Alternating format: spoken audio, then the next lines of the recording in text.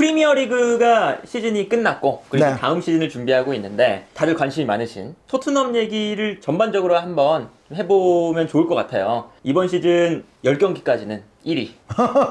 그 이후에는 네. 이제 좀 약간의 추락을 겪으면서 그 뒤에 이제 18경기만 놓고 보면 10등 고 원절이 되더라고요. 네. 그래서 이제 성공과 실패가 공존했던 팀이기 때문에 다음 시즌 어떨지, 그리고 이번 시즌의 좀 문제점이 어떤 거였는지, 좋았던 건 어떤 거였는지 이런 거 좀 간략하게 좀 이야기를 해주시면 좋을 것 같습니다. 일단 좀 큰 그림부터 말씀을 드리자면 네. 좀 전에 이제 성공과 실패가 좀 공존했다라는 식으로 말씀하셨잖아요. 네네. 저는 그거에 일단 굉장히 공감합니다.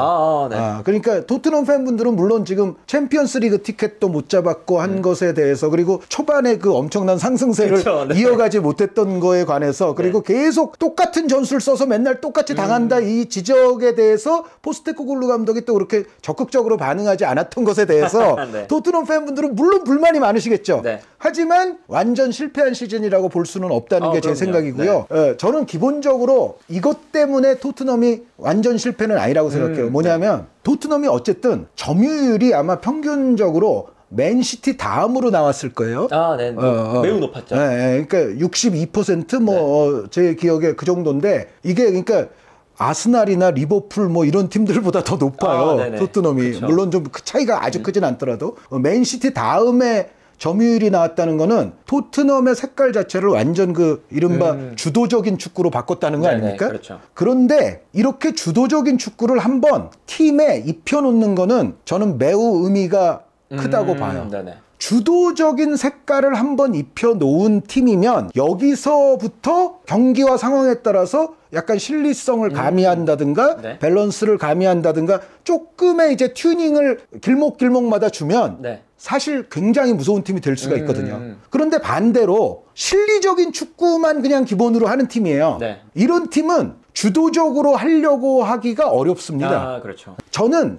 그래도 팀이 뭔가를 먼저 갖춰야 되면 그거는 이제 주도적인 걸 할 수 있는 것부터 갖춰야 된다. 네. 그리고 나서 그 다음에 상황을 봐서, 상대를 봐서, 그리고 또 경기의 어떤 중요성과 그 상황을 봐서 이제 실리성을 가미하는 거는 주도적인 걸 이미 할 수 있는 팀이면 그렇게는 할 수가 있어요. 네. 그런데 실리적인 것밖에 못하는 팀이면 그 팀은 여기에 뭐 상황에 따라서 주도를 입히고 이런 거는 쉽지가 않아요. 네네네. 그러니까 토트넘은 어쨌든 주도적인 축구를 한 시즌 내내 입혀왔거든요. 네. 저는 그게 굉장히 의미가 있다고 보는 거죠. 여기에 제가 이제 팬들에게 공감하는 거는 포스테코글루 감독이 너무 융통성 없이 하던 거 계속 거의 비슷하게, 네. 물론 약간씩의 뭐 전혀 변화가 토트넘도 없었던 건 아니지만 네. 시즌 전체로 보면 대체적인 견지에서는 어쨌든 변화가 상당히 작았다. 거의 비슷한 걸 쭉 했다라고 볼 수 있잖아요. 근데 그거는 문제가 있어요.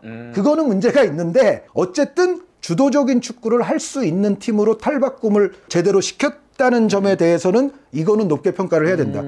그러니까 이제부터의 문제는 엔지 포스테코글루 감독이 여기에 조금의 그 융통성, 유연성, 상황에 따른 어떤 실리적인 측면 이런 거를 가미할 수 있느냐 없느냐의 앞으로의 과제가 남은 거지, 주도적인 축구 자체를 밀어붙여서 일단 어느 정도 해놨다는 것 자체는 저는 이거는 좋은 거다. 그런데 이제 포스테코글루 감독도 이제 이분이, 제가 포스테코글루 감독의 그 영어 평전을 최근에 처음부터 끝까지 읽었어요. 네. 그리고 요게 이제 앞으로 번역서가 이제 어느 순간 나올 겁니다. 제가 또 감수를 했는데 포스테코글루 감독의 그 평전을 보면 이분이 어려서부터 이분의 일대기가 나오거든요. 네. 이분이 어떻게 살았는지가 굉장히 디테일하게 나와 있어요. 근데 뭐 팬들이 잘 알고 있는 그 대목부터만 얘기하면 요코하마 마리노스에서도 그랬고 셀틱에서도 그랬고, 이 처음에 포스테코글루 감독이 원하는 축구를 주입하는 데는 이 두 팀 모두에서도 좀 시간이 걸렸고요. 비판도 많이 받았다고 해요. 그러니까 말이 되는 거야? 저렇게만 하려고 한다고? 그래서 포스테코글루 감독이 요코하마 마리노스나 셀틱에서도 처음부터 탄탄대로 승승장구한 건 아니고요. 처음에는 삐걱거림이 두 팀 모두에서 있었는데 여기서 포스테코글루 감독이 타협하지 않고 계속 같은 자기 스타일로 밀었대요. 계속.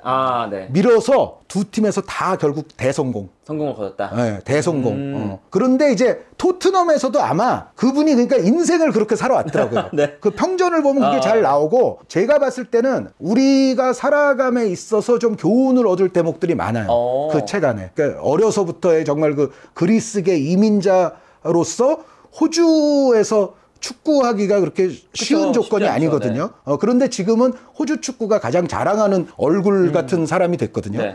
호주 축구협회에서도 한때 좀 팽당했던 적도 있고, 축구협회에 대한 조금 이제 그 불만 섞인 어떤 인터뷰 이런 게 또 원인이 돼가지고, 호주 축구협회와도 사이가 한동안 안 좋았다가 요즘은 또 호주 축구협회가 어디 갔을 때 자신들의 엠베서더 가장 대표적인 사람이 누구냐 그러면 엔지 포스테코글루. 호주 축구를 설명할 때 이제는 빼놓을 수 없는 인물이 됐는데 어쨌든 이분의 어떤 인생 역정을 보면 항상 그 고난이 올 때마다 밀어붙여서 그거를 좀 극복하고 통과한 그런 인생들이 있고 그리고 축구가는 어려서부터 그 네덜란드 토탈 풋볼을 그렇게 좋아했대요, 이분이. 그리고 이분이 그 젊었을 때 이분 그 스승 감독 중에 하나가 그 유명한 그 헝가리와 레알 마드리드의 페렌치 푸스카스입니다. 근데 이 푸스카스 감독이 자기도 엄청난 공격수였잖아요. 공격 일변도 축구를 제자들한테 주문을 했대요. 근데 그때 이제 푸스카스가 그리스 말을 할 수 있는 사람이라서 통역을 했던 사람이 엔지 포스테코글루예요. 선수면서도 감독님 운전을 하고 항상 푸스카스 감독과 붙어 다녔다는 거예요. 그러면서 푸스카스의 철학이 또 포스테코글루 감독에게 고스란히 왔어요. 좋아하는 건 네덜란드 토탈 풋볼이고 가장 영향을 준 지도자가 페렌치 푸스카스예요. 그러니까 이분은 그러니까 공격 축구로 완전히 똘똘 뭉치고서 이제 그 젊은 시절부터 쭉 성장을 했어요. 그래서 지금 토트넘 같은 축구의 모양이 나오는 건데 제가 여태까지 이 뭐 주저리 왜 이걸 다 말하느냐 이런 배경으로서 포스테코글루를 좀 이해할 필요는 있어요. 그러다 보니까는 정말 좀 어떻게 보면 융통성 없게 계속 미는 거예요. 같은 거를 계속 미는데 이제 항상 또 이제 이분이 잉글랜드 오기 전부터 사람들이 얘기했던 거 있잖아요. 그런데 잉글랜드 프리미어리그는 녹록치 않을 것이다. 다르다. 그러니까 일본에서는 그걸 밀어붙여서 됐고 스코틀랜드에서도 처음에 안 되다가도 밀어붙여서 결국은 됐는데 그 포스테코글루 시절에 셀틱이 뭐 엄청나게 칭찬을 많이 받았던 정말 셀틱 역사상 아주 가장 화려한 축구를 보여준 시기 중에 하나가 포스테코글루 시기거든요. 그래 그런 정도로 팀을 결국은 이제 대성공으로 이끌기는 했는데 그런데 과연 이렇게 밀어붙여서 하는 게 잉글랜드에서도 될 거냐? 요거에 대해서는 사실 처음부터 좀 의문점이 많았죠. 워낙에 뭐 잉글랜드 프리미어 리그는 강팀들이 많고 지금 뭐 계속 또 올 여름 이적 시장에도 돈을 많이 쓸 팀들이 많잖아요. 근데 저는 포스테코글루 감독에게 저도 조금 그래서 약간 부탁하고 싶은 거는 조금은 융통성과 실리성을 가미하는 것이 좋으실 것이다 라는 생각은 들어요. 그러니까 그 폭이 어느 정도일지는 이제 그건 포스테코글루 감독이 알아서 이제 결정을 하셔야 되는 부분이지만 꼭 뭐 잉글랜드 프리미어 리그라고 되지 말란 법 있어? 라고 생각할 수도 있기는 할 거예요. 내가 일본에서도 했고 스코틀랜드에서도 했고 거기서도 다들 처음에는 안 된다고 하는 거를 밀어붙여서 다 해냈어. 그리고 이분의 좌우명 중에 이런 게 있더라고요. 플랜 A가 좀 안 통하기 시작했을 때 바로 플랜 B, 플랜 C로 넘어가는 거는 자기는 반대한다. 그 말을 본인 입으로 했어요. 그게 뭐냐면은 플랜 A가 좀 안 되면 플랜 A를 더 개선할 생각을 해야지. A-1 이렇게. 그렇죠. 플랜 A를 더 업그레이드 시킬 생각을 해야지. 플랜 A 안 된다고 바로 플랜 B 하고 또 안 된다고 바로 플랜 C로 넘어가고 그러면 우리 시쳇말로 이두저도 안 된다. 죽도 밥도 안 된다. 근데 그 나름 또 일리가 있지 않습니까?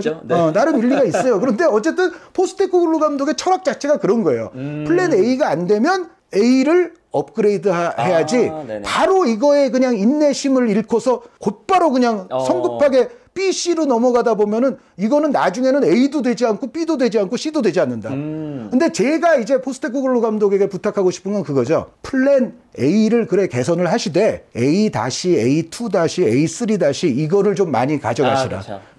그러니까 본인의 기본적인 기조를 포기하라는 얘기는 아니고 여기서 그래도 조금 변형되고 실리적이고 요런 차원을 그러니까 이게 완전히 플랜 B 아예 다른 걸로 넘어가라는 얘기는 아니고 조금 더 가미를 하면서 좀 밸런스 있는 그런 게임을 할 줄 아는 방식을 아마 다음 시즌에는 그래도 좀 만드는 게 좋지 않을까.